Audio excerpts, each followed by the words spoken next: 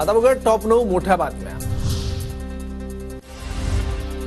भाजपकडून जमिनी घशात घालण्याचं काम सुरू। जमीन खाण्यात भाजप बसतात। विजय वडेट्टीवारांचा हल्लाबोल, तर सबभूमी देवाभावकी भूखंड वाटपवरून संजय राऊतांचा टोला। विधानसभा निवडणुकीत प्रत्येक बूथवर 10% मतं वाढवा। 62 पैकी 45हून अधिक जागा विदर्भात हव्यात। भाजपच्या मिशन विदर्भमध्ये केंद्रीय गृहमंत्री अमित शहांच्या पदाधिकाऱ्यांना सूचना।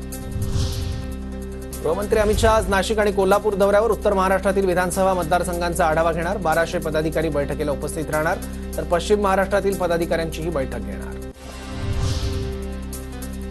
निष्पक्ष निवडणुकांसाठी सध्याच्या पोलीस महासंचालकांना बडतर्फ करण्याची गरज। रश्मी शुक्ला यांना पोलीस महासंचालक पदावरून हटवा। निवडणूक आयोगाला पत्र लिहित नाना पटोलेंची मागणी।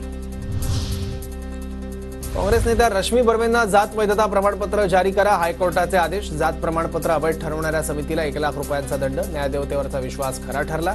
रश्मी बर्वेंची प्रतिक्रिया।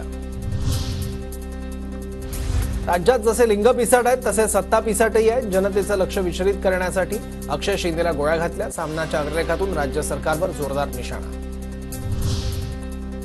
आरोपी अक्षय शिंदेच्या वडिलांकडून एन्काउंटर विरोधात हायकोर्टात याचिका दाखल। एन्काउंटर विरोधातील याचिकेवर हायकोर्टात सुनावणी सुरू। अक्षय शिंदेला बनावट चकमकीत मारण्यात आल्याचा आरोप। मुख्यमंत्र्यांनी लोकप्रतिनिधी अधिकार पदाचा भंग केला, त्यांच्यावर कारवाई करा। आमदार संजय जगताप यांचं राज्यपालांना निवेदन। विधानसभा अध्यक्षांनी आमदार जगताप यांचा अर्ज फेटाळला होता। जो सरकार किंवा पक्ष आदिवासींच्या विरोधात त्यांना गाडणार। भाजप नेते पद्माकर वळवी यांचा महायुतीला इशारा।